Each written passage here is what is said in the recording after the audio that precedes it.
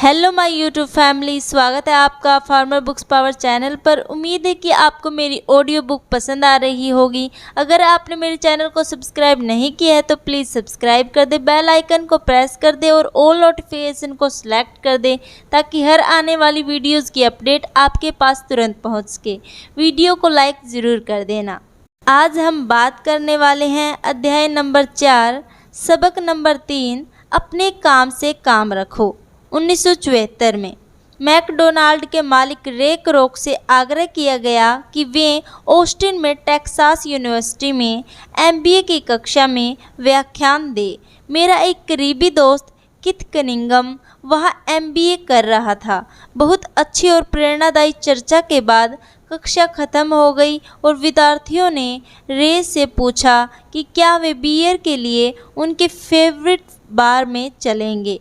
रे तैयार हो गए। जब सब लोगों के हाथ में बियर आ गई तब रे ने पूछा, मेरा असली बिजनेस क्या है? किथ ने कहा। हर कोई हंस पड़ा। ज़्यादातर एमबीए विद्यार्थियों को लगा जैसे रे मजाक कर रहे थे। किसी ने जवाब नहीं दिया, इसलिए रे ने दोबारा यही सवाल पूछा, आप लोगों की नज़र में मेरा बिजनेस क्या है? विद्यार्थी दोबारा हंस दिए और आखिरकार एक बहादुर विद्यार्थी ने ज़ोर से कहा, रे, दुनिया में ऐसा कौन है जो यह नहीं जानता कि आप हैमबर्गर बिजनेस में हैं?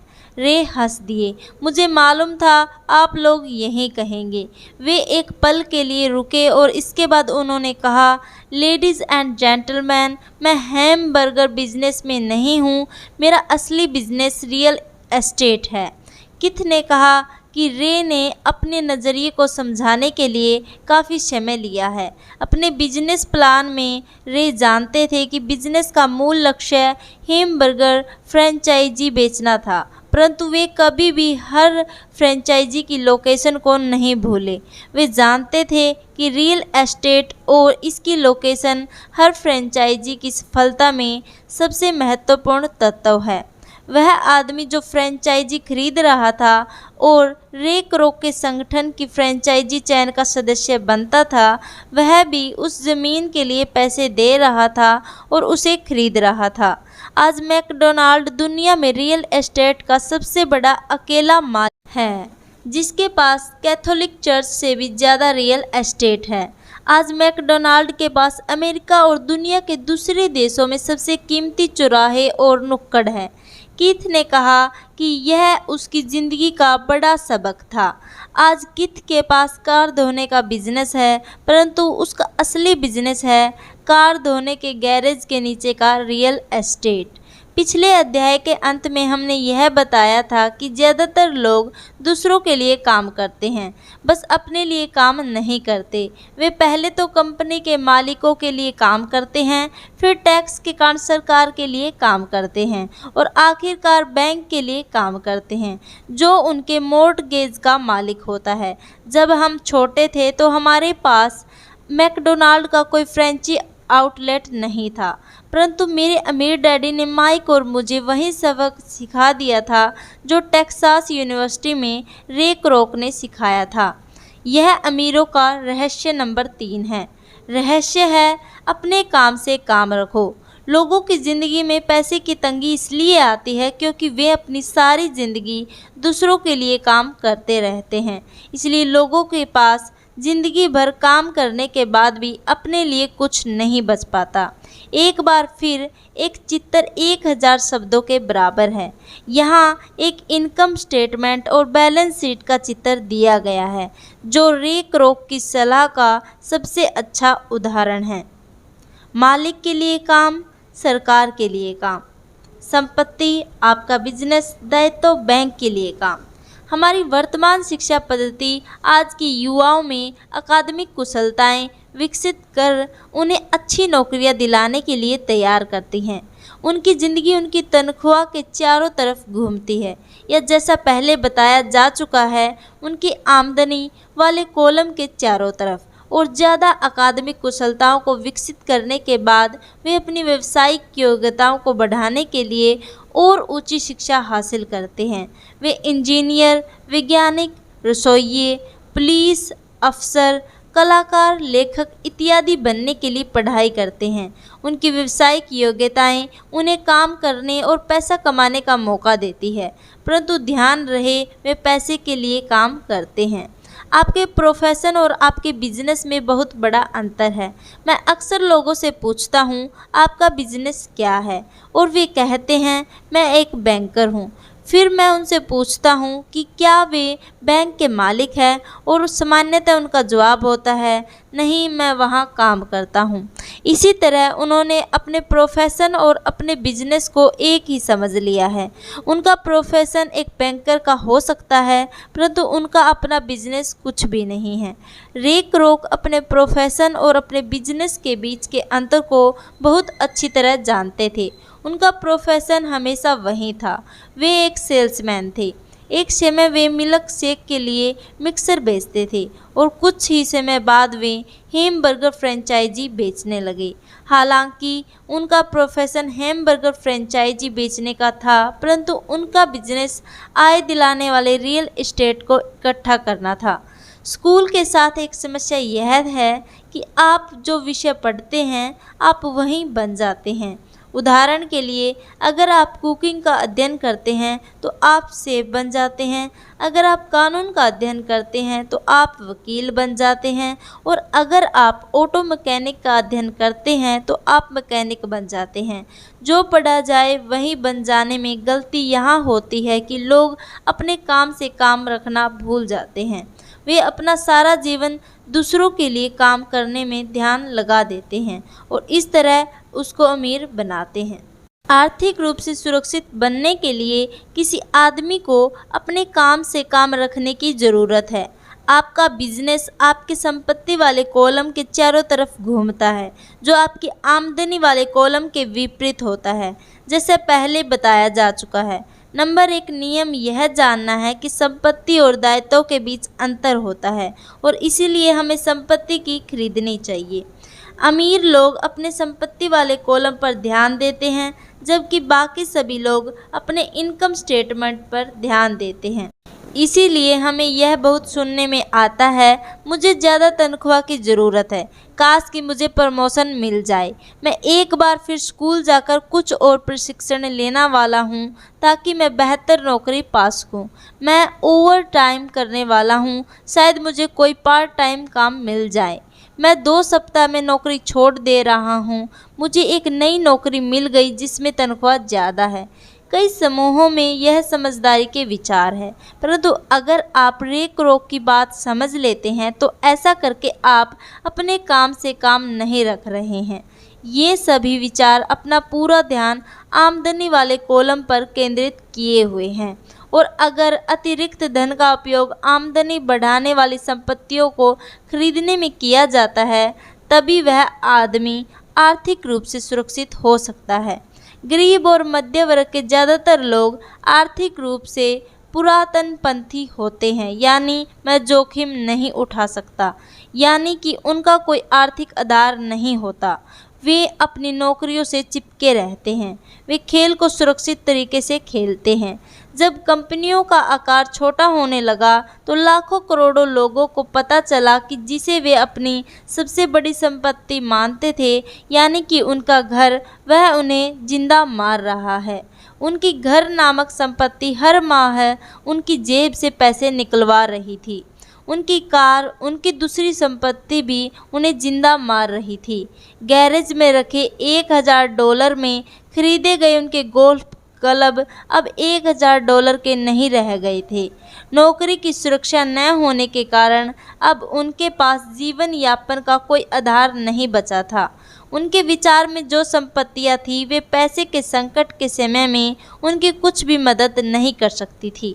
मैं यह मानकर चल रहा हूँ कि हम में से ज़्यादातर ने मकान खरीदने या कार खरीदने के लिए बैंकर से लोन लेने के लिए आवेदन फार्म भरा है। नेटवर्थ खंड पर नज़र डालना हमेशा रोचक रहता है। यह रोचक इसलिए होता है क्योंकि इससे हम जान पाते हैं कि बैंकिंग और अकाउंटिंग में किन चीज़ों को संपत्तियां माना जाता है। एक दिन कर्ज लेने के लिए मेरी माली हालत बहुत अच्छी नहीं लग रही थी। इसीलिए मैंने अपने नए गोल्फ क्लब, मेरे आर्ट कलेक्शन, पुस्तकें, स्टोरियों, टेलीविज़न, अरमानी सूट्स, कलाई घड़ियाँ, जूते और दीगर चीज़ों को संपत्ति वाले कॉलम में दिखा दिया। मेरे लोन के आवेदन को अस्वीकार कर दिया गया क्योंकि मेरा बहुत ज़्यादा निवेश रियल एस्टेट में था। लोन कमेटी को यह पसंद नहीं आया था कि मैं अपार्टमेंट हाउसेस से इतना ज़्यादा पैसे कमा रहा था। वे यह जानना चाहते थे कि मेरे पास एक सामान्य नौकरी क्यों नहीं है जिसमें वेतन मिलता हो। उन्होंने मेरे अरमानी सूट्स, गोल्फ क्लब या आर्ट कलेक्शन के बारे में कोई सवाल नहीं किए। ज़िंदगी कई बार कठिन हो जाती है जब आप स्टैंडर्ड प्रोफाइल में फिट नहीं होते। मैं हर बार चौंक जाता हूँ जब मैं किसी को यह कहते सुनता हूँ कि उनकी नेटवर्थ $10 लाख है या $1 लाख है या ऐसा ही कोई और आंकड़ा। नेटवर्थ के स्टिक न होने का एक खास कारण यह है कि जिस पल आप अपनी संपत्तियों को बेचना शुरू करते हैं, आपको प्राप्तियों पर टैक्स चुकाना पड़ता है।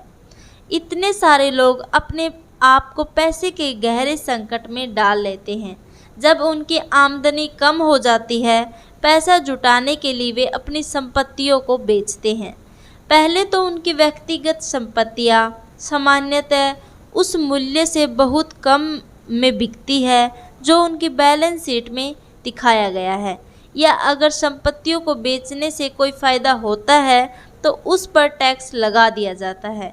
तो एक बार फिर सरकार फ़ायदे में से अपना हिस्सा ले लेती है और इस तरह कर्ज से उबरने के लिए जुटाई जाने वाली रकम को कम कर देती है।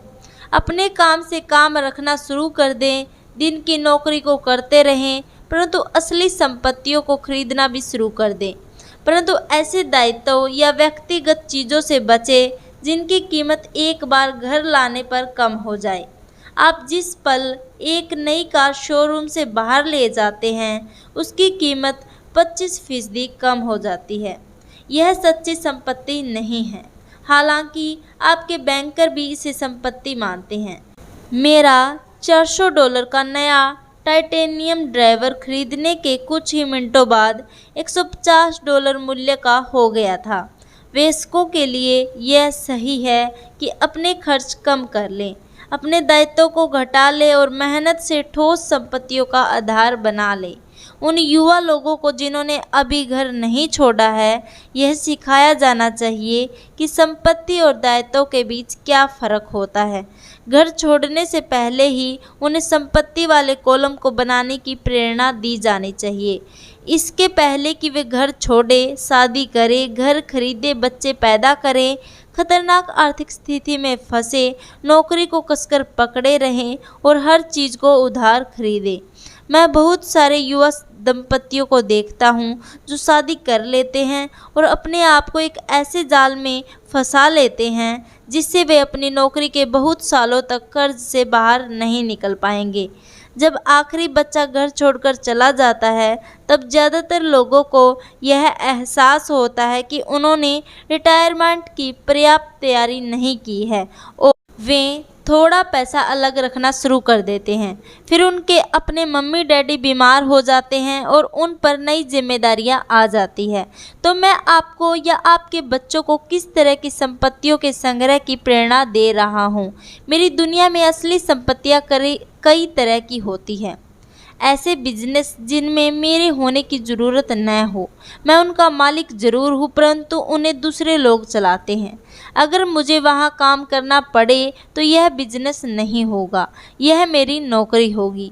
स्टॉक, बॉन्ड, म्यूचुअल फंड, आमदनी देने वाला रियल एस्टेट, नोट्स, बौद्धिक संपदा जैसे संगीत, पटकथा, पेटेंट इत्यादि से मिलने वाली रॉयल्टी और ऐसी हर चीज़ जो कीमती है, जो आमदनी देती है और जिसका मूल्य बढ़ जाता है और जिसका बाजार तैयार है। जब मैं एक छोटा बच्चा था तो मेरे पढ़े लिखे डैडी ने मुझे एक सुरक्षित नौकरी ढूंढने की सलाह दी। दूसरी तरफ मेरे अमीर डैडी ने मुझे ऐसी संपत्तियों को इकट्ठा करने की सलाह दी जिन्हें मैं पसंद करता था। अगर तुम इन्हें पसंद नहीं करते होगे तो तुम इनका ध्यान नहीं रख पाओगे।